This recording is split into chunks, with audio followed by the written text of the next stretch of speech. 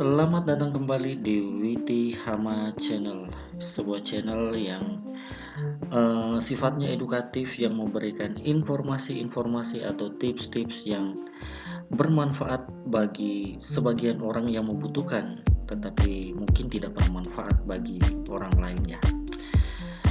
Kali ini saya mencoba untuk memberikan informasi kepada teman-teman tentang fungsi tombol kontrol yang ada pada laptop atau komputer kita. Mungkin bagi teman-teman yang setiap hari beraktivitas menggunakan laptop atau PC, secara garis besarnya tahu ketika mengoperasikan fungsi-fungsi ini, tetapi secara garis besar atau secara keseluruhan saya yakin teman-teman pasti tidak punya listnya ya. Nah, oleh karena itu melalui video kali ini saya akan mencoba merangkum fungsi tombol-tombol yang ada pada laptop atau PC kita ya, terutama tombol kontrol. Oke, kita mulai saja teman-teman.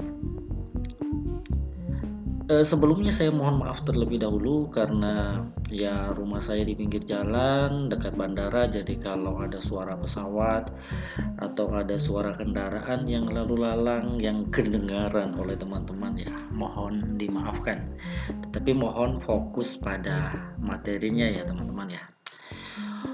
Oke, sebagai bahan demonstrasi ya, saya sudah nyiapin data. Kebetulan data yang saya buat adalah data Words ya, tapi ini bisa digunakan pada Excel atau PowerPoint ya. Ada beberapa fungsi yang bisa digunakan di program lainnya. Oke, kita mulai aja teman-teman. Yang pertama, tombol Ctrl plus A.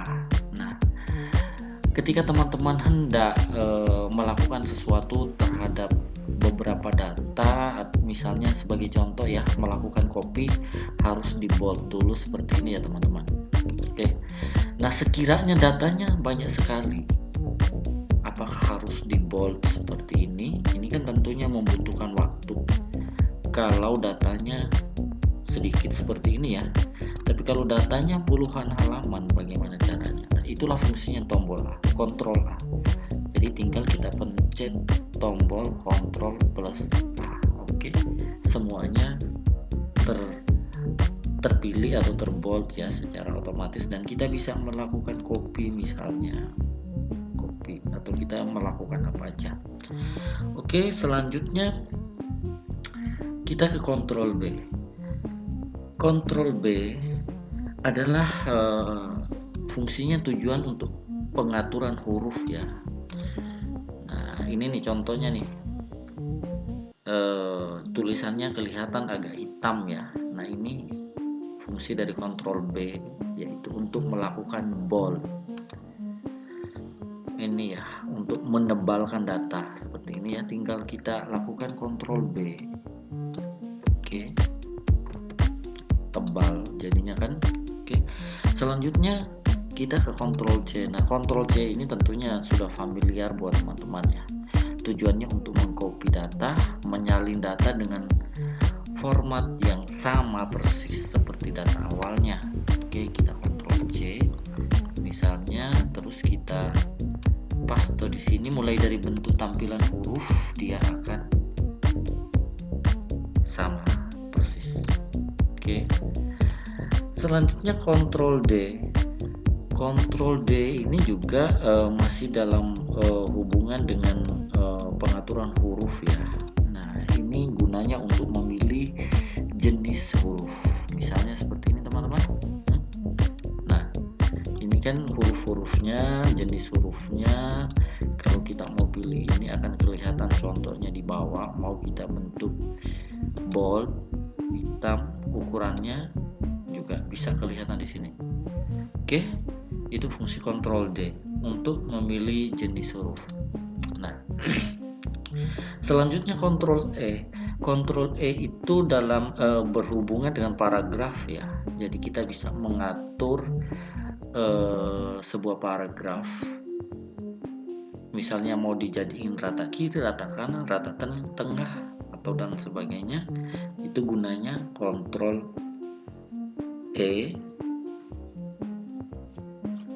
kontrol E itu untuk melakukan rata tengah ya dalam hubungannya dengan paragraf, tetapi untuk melakukan perataan secara tengah, contohnya seperti ini. Ini biasa digunakan pada saat ya membuat judul ya, biasanya teman-teman yang bikin skripsi pasti halaman depannya menggunakan jenis paragraf ini, rata tengah. Oke, selanjutnya ke kontrol F. Kontrol F itu gunanya untuk mencari. Nah, ini juga teman-teman pasti sudah familiar. Misalnya kita ingin mencari dalam banyak sekali data itu, atau dalam banyak lembar kerja ini, kita mencari kata monitor misalnya. Nah, dia akan munculkan semua kata monitor. Oke, kita ulangi, Ctrl F, kita tekan dulu Ctrl F, terus pada kolom yang disediakan kita akan tulis kata misalnya monitor ya, maka dia akan memunculkan semua kata monitor mulai dari halaman pertama lembar kerja sampai halaman terakhir. Ctrl F ini saya yakin teman-teman yang bekerja setiap hari menggunakan data Excel pasti sudah terbiasa ya. Oke, selanjutnya Ctrl G. Ctrl G itu kalau teman-teman cari di literatur kepanjangannya go to, artinya kita ingin kemana. Misalnya saya contohnya ya, saya mau ke halaman 5. Kalau secara manual kan kita melakukan pencarian seperti ini ya teman-teman, kita geser sampai halaman 5. Nah, fungsi cepatnya kita bisa menggunakan Ctrl G. Nah, ini kita mau kemana, tampilannya seperti ini ya, kita tinggal pilih page, misalnya kalau halaman kita mau ke halaman 2 misalnya ya, karena data saya nggak sampai 5. Oke, langsung aja go to, maka dia akan membawa kita ke halaman 2. Oke, selanjutnya Ctrl H. Ctrl H itu fungsinya hampir mirip dengan Ctrl F ya, Ctrl find ya. Tapi bedanya Ctrl H itu tampilannya seperti ini. Cari dan mengganti. Jadi misalnya kita ingin mengganti kata monitor dalam setiap lembar kerja, maka kita menggunakan Ctrl H. Ya seperti ini ya teman-teman. Misalnya kata monitor saya ingin ganti dengan kata layar. Oke. Find word-nya kita tulis monitor, di replace with layar. Jadi artinya kita mencari kata monitor kemudian menggantinya dengan kata layar. Nah, selanjutnya kita akan mulai replace. Nah, oke. Dia akan mengganti semua kata monitor yang ada pada data kita. Contohnya ini ya. Ini sudah terganti kata layar, sudah terganti dengan kata layar, tombol layar. Oke. Selanjutnya Ctrl I. Ctrl I ini juga berkaitan dengan huruf ya, pengaturan huruf. Ini kita memiringkan huruf. Nah, ini fungsi dari Ctrl I ini ya teman-teman ya. Yang saya pakai sekarang adalah Ctrl I. Misalnya saya balikin dulu ya. Oke. Tulisan awalnya kan seperti ini. Kita mau ganti jadi miring. Nah, misalnya kita tinggal bold seperti ini, terus pencet aja Ctrl I, tulisannya jadi miring kan. Oke teman-teman, selanjutnya Ctrl J. Ctrl J ini juga berhubungan dengan paragraf ya, jadi membuat paragraf rata kiri kanan. Kalau teman-teman cari literatur, Ctrl J itu kepanjangannya J itu justify, artinya ya adil ya, adil jadi rata kiri kanan nih contohnya ya teman-teman ya. Ini saya tekan Ctrl J ya, seperti itu. Oke, selanjutnya Ctrl L ini juga masih ada kaitannya dengan paragraf, membuat rata kiri ya teman-teman ya. Contohnya ini tadi kan Ctrl Ctrl J ya. Sekarang kita Ctrl L. Nah, dia akan membuat paragraf menjadi rata kiri. Selanjutnya Ctrl M itu dia masih ada hubungan juga dengan paragraf, tapi jika kita ingin menggeser paragraf ya, misalnya seperti ini teman-teman, satu paragraf ini saya mau geser agak ke tengah ya. Ini biasanya teman-teman dalam menyusun skripsi atau apalah, ingin membuat sebuah kalimat atau paragraf itu terlihat beda, biasanya digunakan Ctrl M ya. Nah, teman-teman bisa lihat dia akan bergeser seperti ini. Oke. Selanjutnya kita, kalau untuk mengembalikannya kita menggunakan tombol tekan aja Ctrl plus Shift dan on. Ctrl tombol Shift, Ctrl Shift dan M ya, untuk mengembalikan ke semula. Oke, jadi tadi Ctrl M untuk menggeser ke tengah ya. Terus untuk mengembalikan ke semula, teman-teman tinggal pencet lagi Ctrl tombol Ctrl plus Shift plus M. Oke, selanjutnya kita ke Ctrl N. Ctrl N itu sama dengan membuka halaman baru ya. Kita ingin buka data Excel misalnya Words yang baru, kita tinggal saja langsung Ctrl N. Nah, seperti ini ya teman-teman ya. Jadi sudah muncul halaman barunya. Oke, selanjutnya Ctrl O. Ctrl O itu tujuannya untuk membuka dokumen ya. Bahasa Inggrisnya open. Jadi misalnya ada dokumen yang mau kita buka, kita tinggal tekan Ctrl O. Oke, seperti ini teman-teman. Kalau cari dokumen kan tampilannya seperti ini ya. Pasti masuknya dari halaman depan seperti ini. Oke, ini ya biasanya teman-teman melakukan pencarian seperti ini. Tapi misalnya kita sedang mengerjakan sesuatu dan ingin membuka data atau mencari di folder penyimpanan, kita tinggal tekan Ctrl O. Oke teman-teman, selanjutnya kita ke Ctrl P. Ctrl P itu tujuannya untuk melakukan perintah print ya. Teman-teman kalau print dokumen kan biasanya seperti ini, file terus print. Oke, seperti ini kan. Nah, kita bisa mempercepatnya dengan menekan tombol Ctrl P. Nah, seperti ini tampilannya sama ya teman-teman. Selanjutnya tinggal kita pilih pengaturan printernya dan jenis-jenis kertasnya. Selanjutnya Control key itu ya mungkin hampir mendekati undo sama redo ya. Dia membatalkan atau mengembalikan perintah sebelumnya. Itu control key ya. Contohnya ini. Misalnya ini saya kasih perintah apa ya? Nah, saya mau kembalikan ke semula, maka tinggal dipencet tombol control key.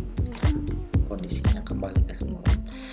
Oke teman-teman, selanjutnya Ctrl R itu juga masih ada hubungannya dengan paragraf, pengaturan paragraf. Jadi R itu untuk melakukan perataan di bagian kanan. Nah seperti ini ya teman-teman, Ctrl R. Nah, paragrafnya rata di sebelah kanan. Selanjutnya Ctrl S ya. Ctrl S ini teman-teman yang ya setiap hari bekerja menggunakan komputer pasti sering menggunakan tombol ini, Ctrl S ya, untuk menyimpan dokumen, karena S itu ya bahasa Inggrisnya save ya, berasal dari bahasa Inggris Ctrl S. Ini karena dokumennya sudah saya simpan, jadi simpannya biasanya kalau kita datanya masih baru, ketika kita pencet tombol Ctrl S dia akan muncul seperti ini ya teman-teman, tinggal kita pilih.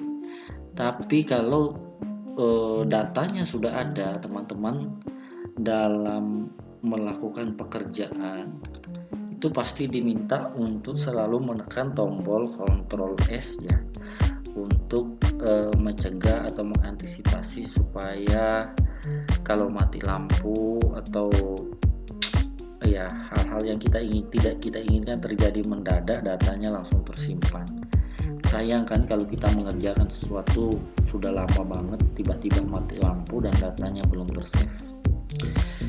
Oke, selanjutnya Ctrl U. Ctrl U itu masih dalam hubungannya dengan pengaturan paragraf atau huruf ya, membuat garis bawah sih sebenarnya teman-teman ya. Fungsi dari Ctrl U itu underline ya. Oke, seperti ini jadinya teman-teman. Ctrl U.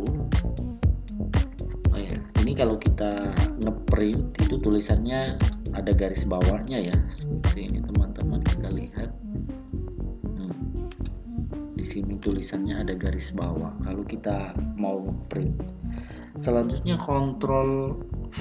Ctrl V ini juga teman-teman ya pasti sudah familiar ya, pasangan dari Ctrl C. Ctrl C, kita mau copy pasti setelah di Ctrl C pasti langsung dengan Ctrl V. Nah, dia paste ya teman-teman. Dia menyalin atau menampilkan salinan dari fungsi Ctrl C. Selanjutnya teman-teman, Ctrl W itu sama dengan keluar ya teman-teman ya. Kalau saya ingin keluar dari dokumen, sudah siap semua, sudah di save, saya tinggal tekan tombol. Nah, ini keluar dari dokumen. Terus Ctrl X masih ada hubungan dengan Ctrl V. Kalau Ctrl P setelah kita melakukan Ctrl S untuk salin atau Ctrl C untuk copy dan kita salin, biasanya menggunakan Ctrl V itu untuk menyalin ya, ceritanya copy ya. Jadi dokumen awal kita juga masih tersimpan atau masih ada di situ. Nah, bedanya dengan Ctrl X itu kita bahasa ininya ya cut ya, cut. Jadi misalnya saya ingin pindahkan paragraf ini ke bawah ya, saya tinggal tekan Ctrl C. Tapi pada bagian bawahnya bukan pakai Ctrl V, tapi Ctrl X. Jadi data atau paragraf asalnya menjadi hilang ya. Contoh nih, Ctrl X. Saya ulangi, ini Ctrl C. Nanti di bawahnya saya tekan Ctrl X. Nah, datanya yang ada di atas tadi berpindah. Jadi sebenarnya ini sudah hilang nih. Ini sudah tulisan yang kedua nih. Ctrl C lagi, kita Ctrl X lagi ke bawah.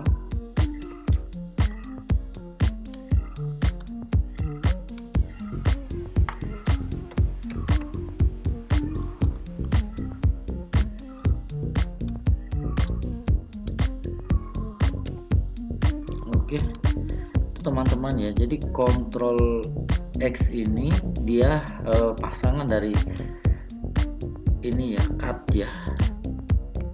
Ini kita mau melakukan pemotongan. Ctrl X hilang. Nanti di bawahnya kalau kita mau tampilkan, kita menggunakan tombol Ctrl V paste seperti biasa ya teman-teman. Jadi saya ulangi kembali. Ctrl X itu sebenarnya fungsinya hampir sama dengan copy ya, cuman bedanya ketika kita melakukan Ctrl V, data asalnya menjadi hilang atau di-cut ya, digunting dan dipindahkan ke tempat yang kita inginkan. Oke, selanjutnya Ctrl Y itu gunanya untuk menjalankan perintah yang telah dibatalkan terus Ctrl Z membatalkan perintah sebelumnya. Nah, dua fungsi ini kurang familiar digunakan karena kebanyakan orang menggunakan logo Ando dan Redo yang ada pada komputer ya. Ini logo Ando untuk Ctrl Z, ini logo Redo-nya. Nah, untuk membatalkan perintah sebelumnya, ini kita balik lagi ke ini ya, tinggal klik aja di sini. Oke teman-teman, itu aja informasi singkat, nggak singkat ya, panjang karena setiap kali video saya tentang sesuatu saya ingin agar teman-teman paham sampai detail ya, berdasarkan pengalaman saya ya teman-teman ya. Ketika kita mencari sesuatu kadang-kadang penjelasannya kurang detail, jadi kita memahaminya secara sepotong-sepotong. Nah, makanya untuk channel saya di setiap videonya ya durasinya rata-rata panjang karena saya mencoba memberikan penjelasan yang detail dari berdasarkan pengalaman saya, sehingga mudah-mudahan teman-teman bisa memahaminya. Oke teman-teman, itu saja, dan jangan lupa tetap like, subscribe jika informasi ini dianggap bermanfaat, dan supaya ya saya juga tambah semangat karena informasi yang saya berikan bermanfaat buat orang lain. Oke, sampai jumpa teman-teman di video-video selanjutnya.